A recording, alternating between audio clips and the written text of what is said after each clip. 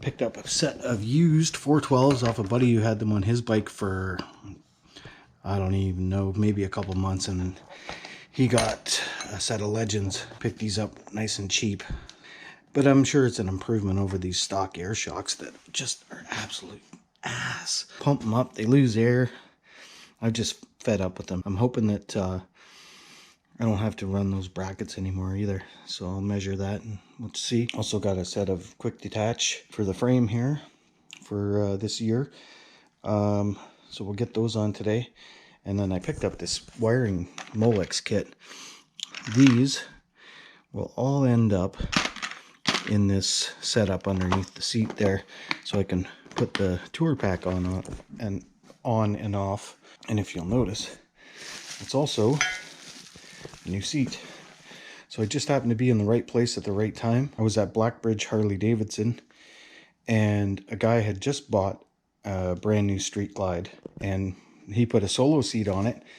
This one had 7 kilometers from the test ride, and that was it. The guy was like, yeah, it's just going to sit in my garage. So I bought it from him cheap. So I can't really complain. The only problem is it does sit me forward just like the original seat.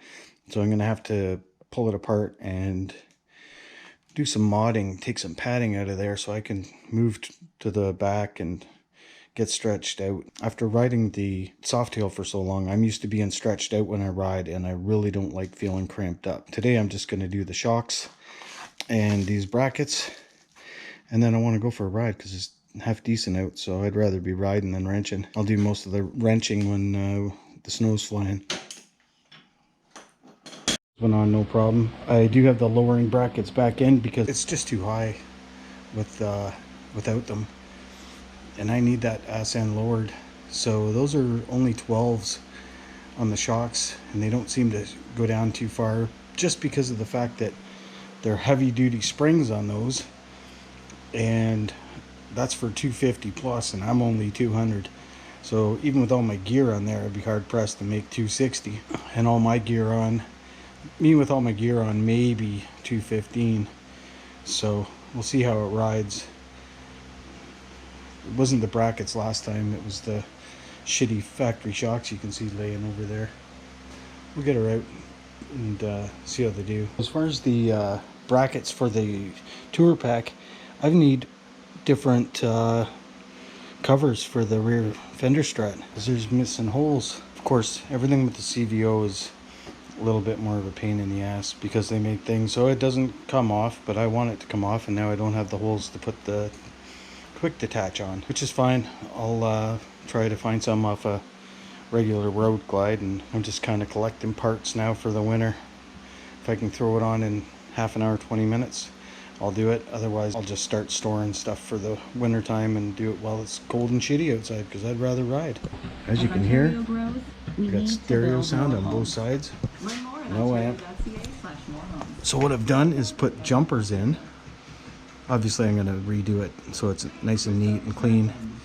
And now I got the stereo on the front side with the amp out. So we got tunes back. I don't know how good they'll be, especially when I got the antenna disconnected, but it's not like I'm desperate for it anyways.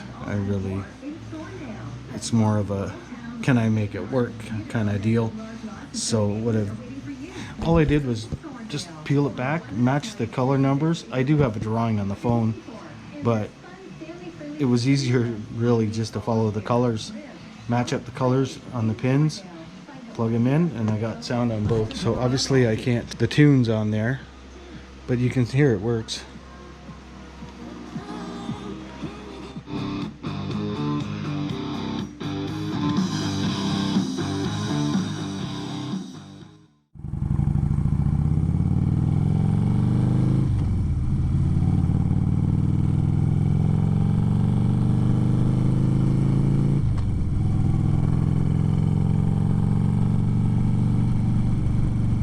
Well, I can already feel the difference.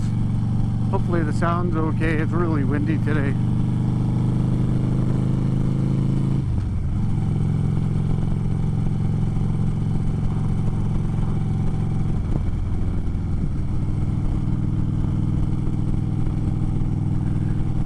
I was kind of hoping to burn through this road because it's not the greatest road. I wanted to see how the suspension handled it.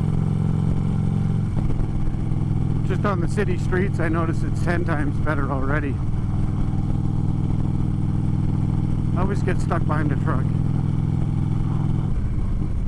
As far as the exhaust goes, it's purely having this helmet on that makes it seem really loud.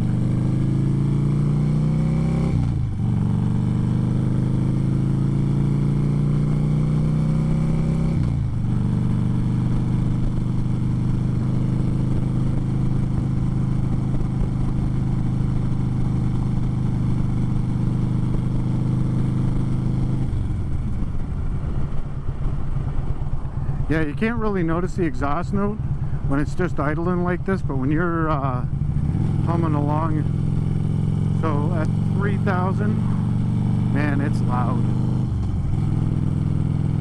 Oh, here's the train tracks. That'll be a good test. So far, it hasn't been bad. We'll see. Well, it's a lot more composed than it was with the other ones. That's for sure. So I've got it on the lowest preload. With the heavy duties, I figure I'm barely scratching these things.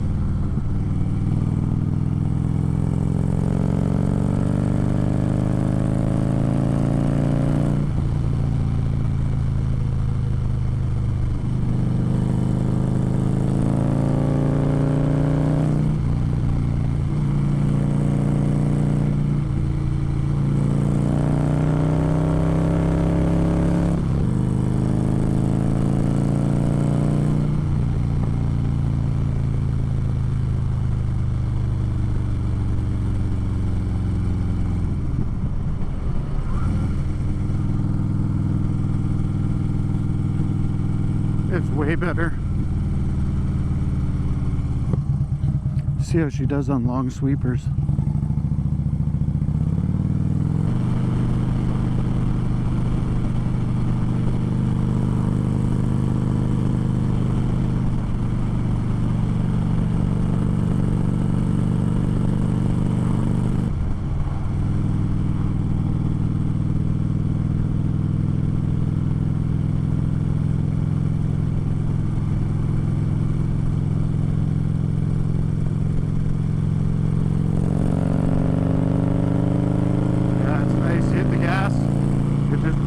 Goes, not that squiggly, mushy shit with the factory stuff.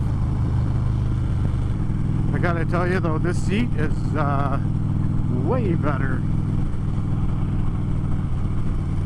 It's got to give me an extra inch or so anyway. I had the tall boy on just before I had put this one on. My buddy had a tall boy and I put it on and I really liked it. But it was just a smidge, set me back a smidge too far.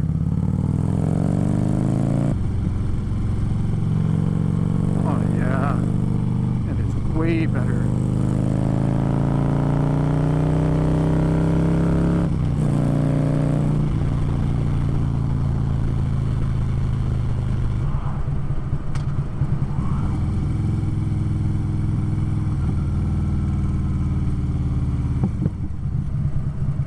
God damn, it pops and farts, and I don't notice that at all when I have the other helmet on.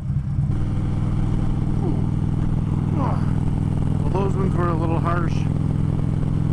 Front still feels kind of too squishy, but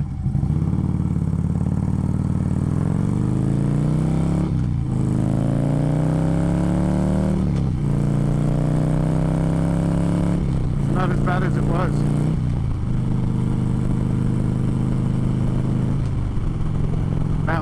The ass end's not bouncing around so much, so the front end's a little more stable. I gotta watch myself around here. This thing really likes to cruise at about 75 miles an hour. Unfortunately, around here, that's an arrestable offense because I live in commie Canada. Just want to nanny you about everything, so they got a reason to tax you for absolutely everything. So I know the 412s are not the epitome of excellence but I am telling you, they are a massive upgrade from factory air. Those factory air shocks were like doing nothing, literally. Like, I don't even know what the point was having them on there, because they weren't actually dampening anything. And every time I keep expecting to get a jolt in the back, I just go over smooth as butter. I've got them on the first setting. I'm gonna put it up to the second, because I did bottom out on a couple of hard ones. Other than that, it made the whole bike more stable. Like, I like the bike more now. It's just like my Softail. I wanted to sell it until I redid the suspension, and this has made this a whole new bike. I want to go back and do the Black Hills again with it actually being able to handle. I can't believe I drove that stuff with this thing being the way it was, because these shocks have made a massive difference. Of course, I'm on brand new pavement at the moment, but that's not why. So they were calling for rain, so I got carried away, and all I was gonna do was fix one of the squirters on the hood that had broke. And so I did that, changed the oil. Now I'm putting new headlights in, but I found something. This appears to be a problem. This light keeps blowing this light out. Most it'll last is about 6 weeks. The heat in there is unreal. I don't know if I had a bad light, but clearly that's not going to work. So now I got to figure something out. CarQuest didn't have one. I gave Ryan a call, he's at work. So what is this, a 2015 melted? So I took the one off a 2000 Blazer, soldered her on there and everything, heat shrink, and look, the whole thing's broken anyway. Jeez, trying to find one of these headlights is like pulling teeth too. That's great. We're gonna have to figure something out. Let's see what this mess turned into.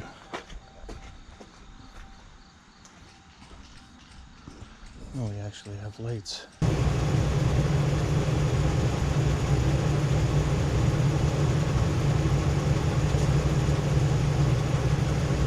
So thinking I had everything fixed, and now one of the driving lights is out. Jesus, never ending.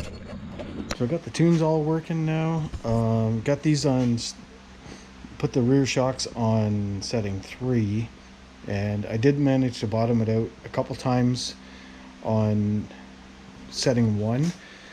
So I said, screw it, I'll just go right up to the 3rd setting and see how it feels. A little stiff when I sit on it, but it's totally different when you're riding, and the weight's just changing from front to back and all that kind of good stuff. So hopefully we're going on a big ride tomorrow, just Ryan and I don't know where we're going yet, but we'll give her the test. I got the stereos all working now. I'll finish that and make it pretty in the winter time when I got time to waste. It's supposed to rain today, but I still might go for a little bit of a toot and see where we go from there.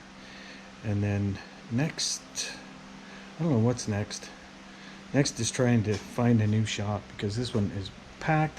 They've moved so many people in this building that I just want out, so I'm looking to move. Hopefully we can find a place, or I'm gonna have to go spend 1.3 million on a shack with a tent garage. That's it for this week, guys. Tomorrow we're going on a big ride, so I'll be sure to share that. Never know what we're doing. Ryan says he's having issues with his bike, so I might take it for a ride today and see what the trouble is over there. It says once you get her up to speed, it just suddenly cuts out, so that makes me think it's an electrical thing if it shuts off. So it's probably either in the dash switch, or maybe up in the handlebar in the run switch, especially since all that's new, so you never know. Well, it's newer anyways.